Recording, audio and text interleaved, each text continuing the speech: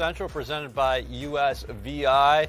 Eric Allen and Quincy Enunwa here in Florham Park. But the Jets are down in Florida again this weekend. They will face off against the Jaguars in a matchup of 3-10 clubs. There is Aaron Rodgers entering the building. Last week, of course, Rodgers threw for 339 yards against the Dolphins in overtime defeat.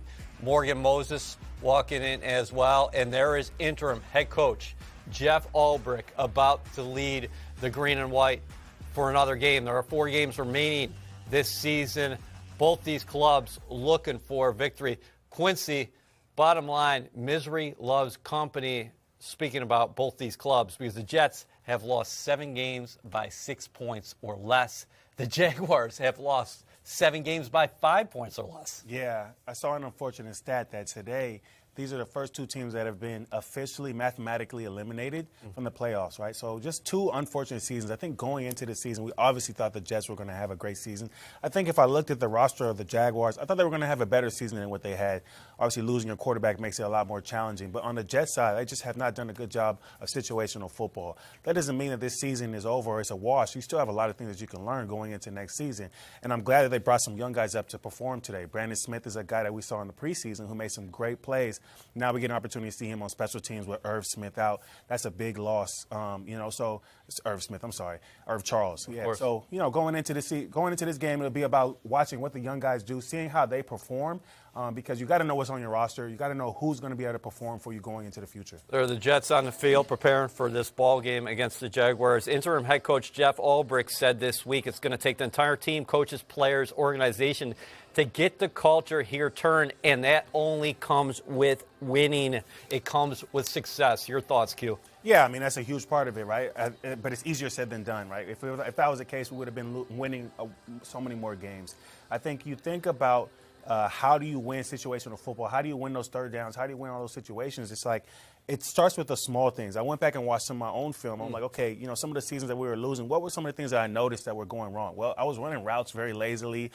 Certain things that I was doing were just a part of the culture. Coaches weren't telling me like, hey, look, this is what you need to do. Specifically, I'm looking back at a game against San Francisco 49ers where there was a pick on like the first play. What could I have done differently? Maybe ran my route a little bit harder. So many different things. So I think for the rest of these guys, it's important to say, what can I do to be better going into the future? Not just for this team, but for myself, because all those small things that maybe somebody else isn't picking up on, I need to do better at. Does it mess with your head prior to the game, or is it more a function of what's actually happening during the game? Because last week against the Miami Dolphins, the Jets scored on their first 5 possessions, but the complementary football was absent because Miami scored on 7 of their 10 possessions. Then late in that ball game, Jets have an opportunity to win. At post 2-minute warning, you have a first down. Miami has only 2 timeouts left. Unfortunately, the Jets were unable to milk that clock. The Dolphins counter after a field goal by Anders Carlson. They have a long kickoff return, and then before you know it, you're in overtime. The Jets lose the coin toss. The Dolphins come right down the field and end the ball game on the touchdown from Tua to Jonnu Smith. Yeah, I mean, you look at a lot of these plays. Like when I watch the Jets defense, a lot of times I see passes being completed over the middle. So a lot of that times that's, okay, a guy not doing his job, maybe trying to do somebody else's job, paying attention to somebody else's position. And I think that's going along around the whole team, right? Like so many guys have realized that the season is not going the way they want to, and so they're trying to do somebody else's job. They're trying to do more than what they're supposed to do. And we saw that really early in the season. I think maybe San Francisco, there was a couple of games as well where guys were kind of doing more than what they were coached to do, trying to just be bigger than what they need to do. And I think one thing that, maybe we'll talk about, maybe we won't, but there was a report, obviously, that Bill Belichick was inquiring about the job. Yeah, reach out to the Jets, right? What we talked about was do your job, right? And I think that's another thing that guys have to kind of think about today. You want to end this season strong, and that requires you to do your job. And Ethan Greenberg's doing his job right now. He's down in Jacksonville. Here's Greens. Thanks, EA. Jeff Ulbrich said on Friday that Breece Hall looks promising that he'll return to the lineup, which is obviously a welcome addition for the green and white to the offense that put up over 400 yards of total offense last week at Miami. But if for whatever reason he can't go or he's limited in-game action today, the Jets will turn to their rookie running backs again in Braylon Allen and Isaiah Davis. Now, those guys last week against the Dolphins, Allen took 37 snaps, Davis took 36 snaps, so a pretty fair share in terms of a snap share, which will be something to watch as Hall works his way back into the lineup. Vote for longtime Jets fan Joe Abramsky, a retired FDNY 9/11 responder, to be crowned the 2024 NFL Fan of the Year, presented by Captain Morgan at Super Bowl. What is that? LIX in New Orleans. What number are we up to now, Q? 49, huh? 49 already. What is that? Scan the QR code to learn more about Joe and cast your vote. Is that right? Is it 49? It's 59. 59. You guys threw the Roman numerals at me, and I put Q on the spot here. But vote for Joe, no doubt about it. There is Breece Hall, who has been struggling with the knee. He was inactive last week. We saw the rookie backs in the lineup, Braylon Allen and Isaiah Davis, both very productive. But Hall's looks like he's going to give it a go out there against the Jaguars today. Yeah, I mean, I talked earlier about letting the young guys play, but I think it's important for guys like Breece Hall to put some good film on tape, right? I think he hasn't had the season that he's wanted to, whether that's his own doing or the guys around him. But ultimately, like for him, it's about going out there and just showing that he is the back that we know he can be, right? The dual threat back, that guy that was number 2 behind Christian McCaffrey, who is down for the rest of the year, right? Somebody else has to take that throne. He hasn't had the chance to do it, but he still has 2 or 3 more games to accomplish that. Hall ranks 16th in scrimmage yards this season, having totaled 1,093 yards, 692 on the ground, 401 receiving in his 12 games.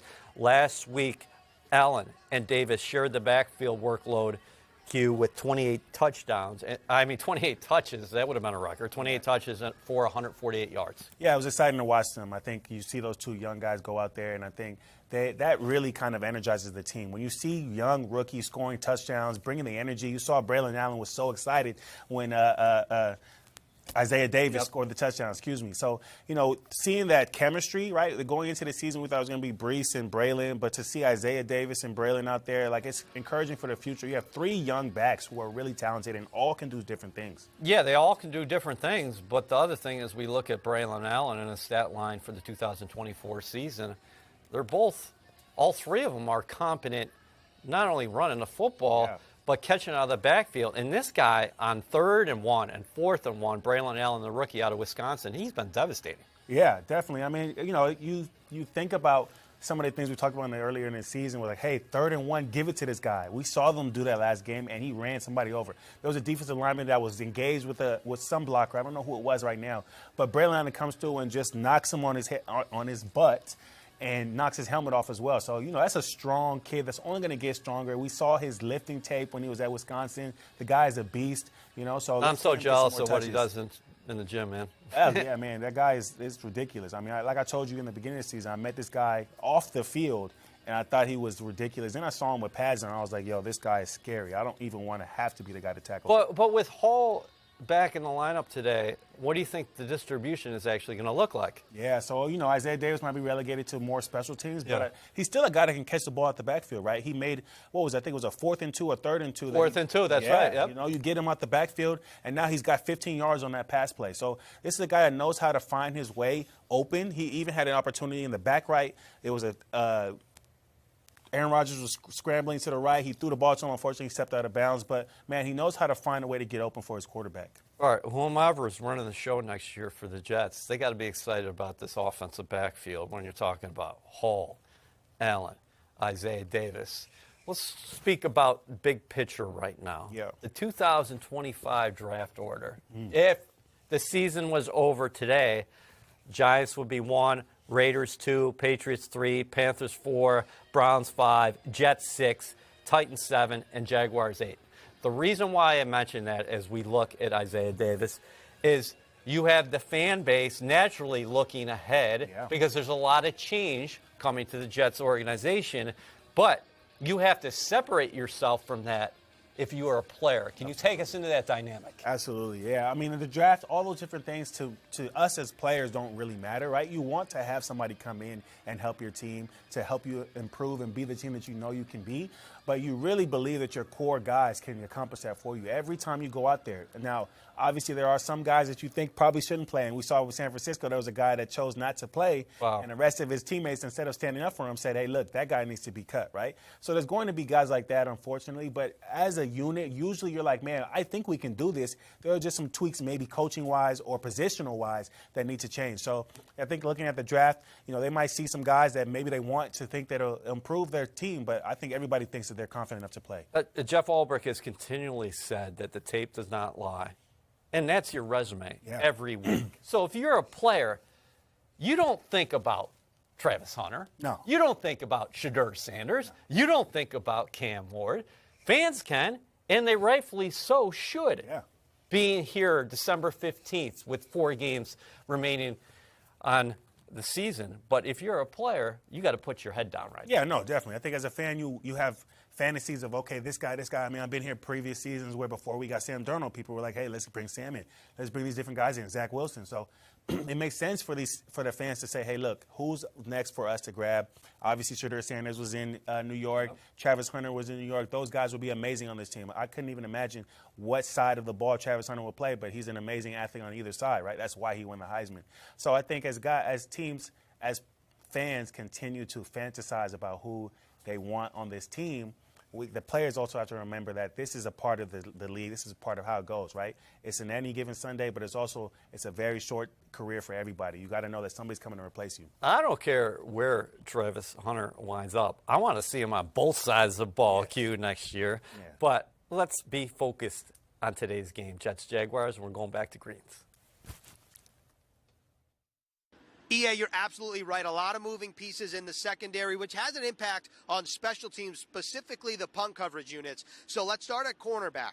Sauce Gardner back in the lineup after missing last week's game, but opposite him, DJ Reed will not play today. He was downgraded to out yesterday with a groin injury, and whenever either of those guys, Gardner or Reed, have not played this season, it's typically Brandon Echols as the next man up, but Echols is listed as doubtful with a shoulder injury, so that means Quantez Stiggers or Jarek Bernard-Converse could start opposite Gardner at cornerback. And let's move what the impact is on special teams, because when healthy, the starting gunners are Irvin Charles and Brandon Echols. Irv Charles placed on injured reserve earlier this week. Echols, like I mentioned, doubtful to play here in Jets-Jags. And so that means that Quantez Stiggers and JBC could be some of the guys up in that next man up at gunner. So one of those guys likely to start opposite Gardner, the other one likely to start at gunner for the green and white and Brant Boyer's units. And so something to keep an eye on here also, because Kene Wangu would be another guy you'd mention in the gunner rotation. He was placed on injured reserve as well. Something to keep an eye on here early in Jets-Jags. Great job by Greens working through the bells down there in Jacksonville. Jets fans, lock in your tickets now to see the green and white in action when they host the Los Angeles Rams at MetLife Stadium, December 22nd at 1 p.m., presented by New Jersey Lottery. Secure your seats now at nyjets.com/tickets and get ready to bring the energy. Jets, Rams next week at MetLife Stadium. This week, though, it is Jets, Jaguars. There is Aaron Rodgers, fresh off a 339-yard performance against the Miami Dolphins in the 32-26 loss. So far this season, he has passed for 2,966 yards. He's completed 63% of his passes. He's got the 20 touchdowns and 8 interceptions. Your thoughts on Rodgers, not only last week against Miami, but big picture, how he's been in 2024, Q? Yeah, so if I'm being honest, I think that Aaron Rodgers is playing exactly how I wanted for him to play going into the season, not being the superhero, being the guy that comes in and makes the passes that need to be made. The unfortunate thing is the run game has not stepped up, right? So when he doesn't have a proper run game, then he has to be the superhero, and we're depending on Aaron Rodgers to make plays that he has not made this season. And so when you think about the depth of target that he's had, a lot of his passes aren't going very deep. Now, again, this is the guy that's getting older and has been dealing with a lot of injuries, so sometimes it can be difficult to make those passes. But I think if we look at it just as terms of what he's been accomplishing, 20 touchdowns, 8 interceptions, that's an efficient Aaron Rodgers right there. We just need more from the whole team, because otherwise it makes Aaron Rodgers look like he's not doing enough. I'm not an Aaron Rodgers forgiver. I still think that he could play better for the team, but I also think that the team could play better. The run game has not stepped up, and that's made it where he has to do all the work. It's so interesting because we saw Rodgers finally healthy against Miami. Yeah. And he really got after the Dolphins secondary. When you look at today's game, Jacksonville ranks 32nd in pass yards per play allowed at 7.77. There's Devontae Adams, of course, and number 28 in scoring, 26.5 points per game. That's one of the top receiver duos in the National Football League with Garrett Wilson. He only needs 123 yards to reach 1,000 for a third consecutive year, Q. Man, it's just, a guy that deserves everything that's coming to him. He's been working multiple quarterbacks. Doesn't matter who's throwing the ball. He gets what he needs to do. He does what he needs to do. I've been a fan of Garrett Wilson since he's got here. And again, this is another game where you're talking about a defense that really cannot stop a nosebleed in the back end. So, this is a game that they should have another 300-yard passing game from Aaron Rodgers, right? They just have to finish. It needs to be that way from the beginning to the end. I think 2 years ago, this team was basically the heartbreak kid, right? Like they would go out there, the cardiac kid, excuse me. Yep. They would go out there and win games that you never thought they were going to win. I remember the Cleveland game where they won it off of a onside kick. Like that's insane, yep. Right?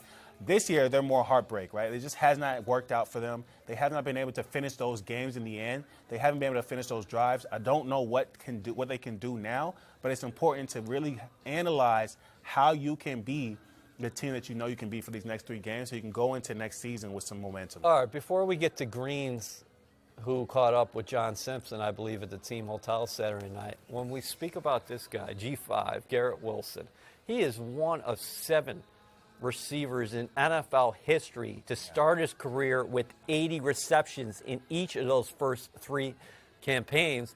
And then when you're talking about the guy throwing the football, what is baffling, I think, for a lot of Jets fans right now is that if you told them before the season that Rodgers is going to throw for around 4,000 yards and he's going to have about 30 touchdown passes, you'd say, sign me up, Jets are in the playoffs. Right.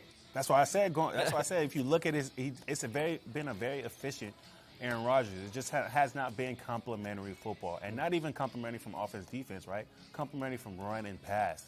That creates opportunities for you in the play action game, in the short game. Right now, the short game is the biggest thing you can do because they're not worried about the run, so they can stack the box. They can do all these different things to make it difficult for your quarterback to throw the ball down the field.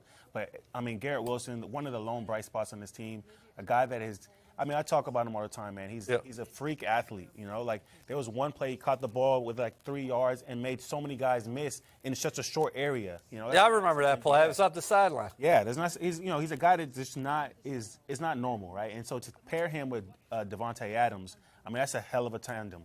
So let's salute the green and white faithful down there in Jacksonville today. We saw that Garrett Wilson jersey hanging in the stands. They're always everywhere supporting this team, so salute to Jets Nation. Let's go back to Jacksonville. Here's Ethan with John Simpson. Here with John Simpson. John, 2nd week in a row on the road. What's your mentality coming into this game specifically? It's just, trying to focus on the main thing, and that's winning, and just bringing that mentality to it and just being putting our best foot forward and just trying to come out with this win. Obviously, last week didn't go the way that the team had wanted. How do you try to flip that tomorrow? Just going into it with that mentality, like I just said, and just going into it with a one play at a time, one thing at a time. Just that mentality right there, I think that'll help take us a long way. What can you take from last week's game and build on for this week's game?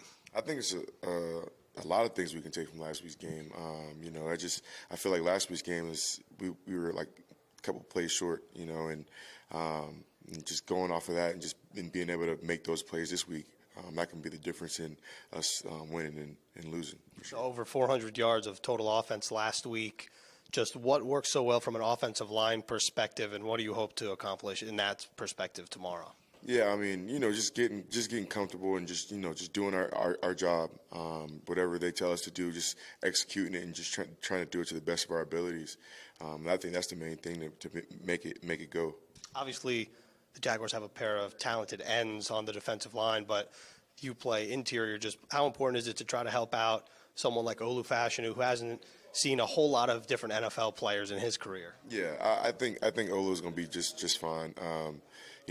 They got a lot of talent out there, and we're going to do everything we can to, help him, put him in the best position possible. But, he's a talented young guy, and I think I'm excited to see his matchup for sure. Awesome, John. Appreciate the time. Thank you. No problem. Thank you. You're watching Pregame Central presented by USVI. Eric Allen here alongside Quincy Enunwa. We are in Florham Park. The Jets are facing the Jaguars today down in Jacksonville. That's one of the best incoming talents who came here this offseason. That's John Simpson, because I don't know if a lot of people understood what the Jets were getting after a career breakthrough last season with the Baltimore Ravens. And he also started his career with the Las Vegas Raiders. And Simpson has been tremendous at left guard. There's another piece that we can talk about long term. Yeah, definitely. And one thing I like about him, he's a nasty enforcer. I saw a play where, somebody got a little bit roughed up, and you saw him come in and get in the guy's face. Like, that's a guy that you need on your team.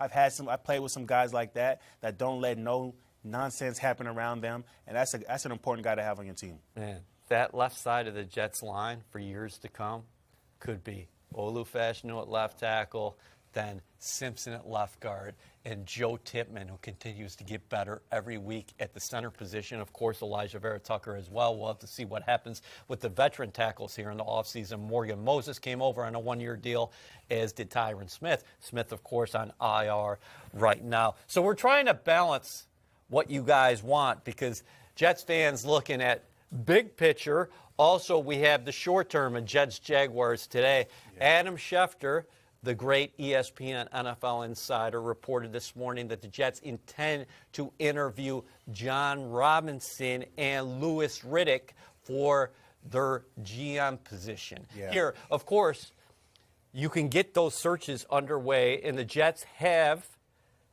hired the 33rd team, which includes Mike Tannenbaum and Rick Spielman, to help them in their searches, because right now you have an interim head coach in Jeff Ulbrich, you have an interim GM in Phil Savage. Just your general thoughts on Robinson, who helped create a very talented roster there with the Tennessee Titans. Louis Riddick doing analysis with ESPN, but he was a longtime personnel guy himself, and he could get back in a GM role with one of these teams. Yeah, as far as Robinson, I don't know too much about him, but to have a guy that brought in Vrabel, right? Vrabel was a guy that was talented in Tennessee. They let him go, but a great mind, a great defensive mind, played with the Patriots for a long time, so could bring in a lot of important things for a team that has a really good defense that just has not been performing as well as they need to, right? They still have some young pieces that won't lead.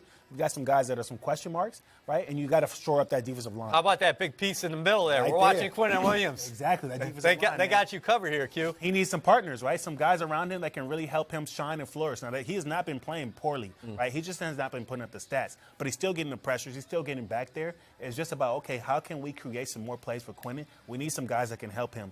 Obviously, you brought in a few guys, including Reddick on the other side, that has not been showing up the way that they wanted him to. Also, he came in late.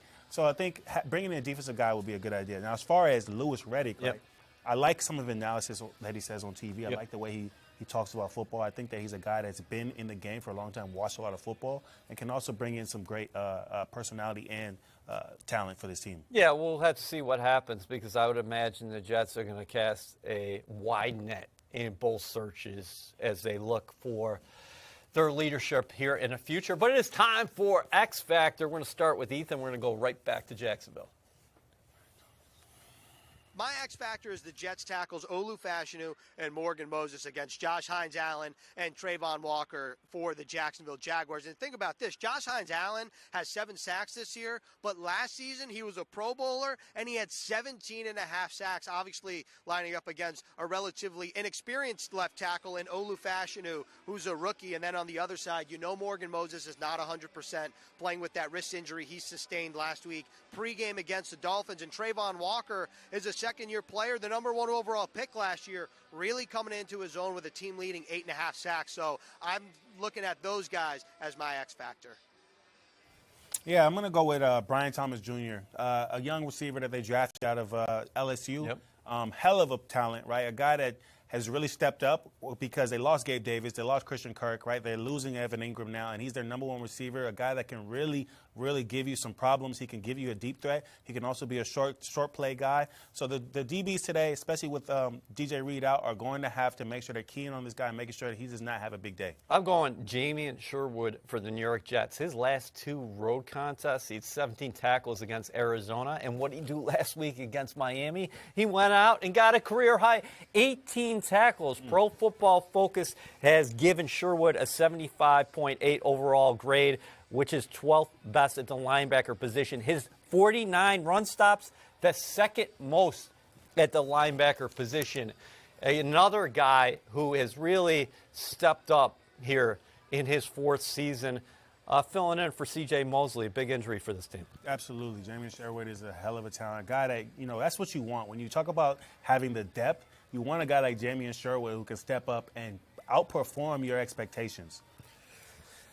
Fans, the holidays have arrived, and the Jets are giving you the chance to go on the ultimate shopping spree. Text SHOP to 26154 to enter for your chance to win a $500 Jet Shop gift card. Terms and conditions do apply. We are rolling on here on Pregame Central, presented by the USVI. Eric Allen and Quincy Onwunwa. We've had so many topics to get to today. We have not even talked about Mac Jones. The Jaguars are not starting Trevor Lawrence. He took that vicious hit a couple weeks ago against the Houston Texans. That means Mac Jones is their starting quarterback. I will throw out some interesting stats for you. Mac Jones, the former Patriots quarterback, 5-0 all-time against the Jets. But during 3 starts this season with the Jacksonville Jaguars, Mac Jones, 0 touchdowns, 5 interceptions. Yeah, I mean, obviously it's a familiar face, somebody that the Jets have played a few times now. I think it's going to be I think it'll be a lot easier of a challenge than it would be against Trevor Lawrence. Obviously, Trevor Lawrence is the guy that can move out of the pocket. He's a little more mobile. But the Jets still have to make sure, man. I think the one thing this season has shown is that it's been very challenging for this team to perform well against backup quarterbacks, right? So at least now you know what to expect with this quarterback. He's not a backup quarterback that you haven't studied, that you haven't seen before. You have tape on him. You know what to expect. It's important to keep him in the pocket. He's not a guy that's going to get out, but just make sure that you're putting pressure on him, making it hard for him to make his reads. All right, bottom line, Jacksonville's also missing Evan Ingram.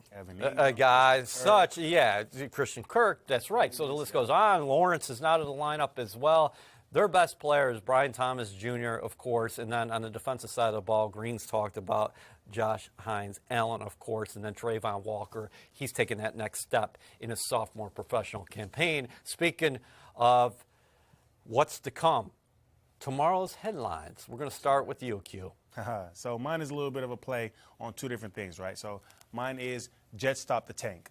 Tank Bigsby is one of the top backs in the league in terms of yards after contact. 4.4, he's number 1 in the league, stopping the tank, but also stopping the idea of them tanking for whoever is going to be up at the top, right? Because this is a team that wants to win. They want to perform. Obviously, it's easy from the outside looking in to say, hey, look, man, tank for whoever. But as a player, you want to show that you can perform well. A lot of these guys believe that they can and should be starters. Some of these guys that are being brought up from practice squad want to show that they can be starters as well. So it's all about guys performing at their top peak ability, including Aaron Rodgers.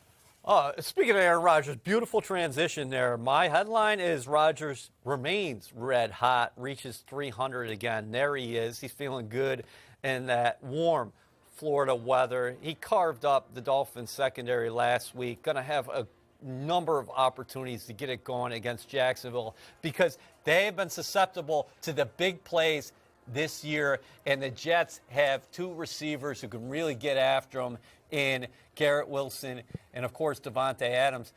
Allen Lazard back in the lineup as well. What did Lazard's addition mean to the Jets last week, and what is it going to mean over the final 4 games? Yeah, I mean, I got a chance to kind of break down the film and show that he was one of the top blockers for Isaiah Davis's touchdown. So this is a guy that can help you in the run game, but also can get down the field. Now, unfortunately, he had a couple of his passes taken away by penalties on his own accord. So this is a guy that's still kind of getting used to playing full-speed football again. But he is a guy that can help you. We saw him early in the season. He was a top receiver for this team the first few games. He still was the number 2 receiver for a few games as well. So he can now perform a lot better with Aaron Rodgers as a quarterback. He can get down the field. He's a guy that knows how to read the defense and get in those open spaces for you. So it could be very beneficial for this offense the next few games. Hey, shout out to Quincy Williams here. He was a former draft pick of the Jacksonville Jaguars, who the Jets claimed off of waivers. He's turned into one of the better linebackers in the National Football League. You know it's going to mean a lot to him today, this afternoon, facing his former team. This is his first time back in Jacksonville since they released him. Let's get to today's game day enactors. Malachi Corley, Tyler Conklin, Xavier Newman, Braden McGregor, Jalen Simpson, DJ Reed, and Brandon Eccles. As Green said early in the show, this might mean that Quantez Stigger is getting the start opposite Sauce Gardner. We'll have to see what happens. You got any prediction? My prediction. I don't have one right now. I think the Jets need to perform well. I do not have a prediction. I want them to win, though. Okay. Here's my prediction. We will see you all right back here for Jets Overtime after this one.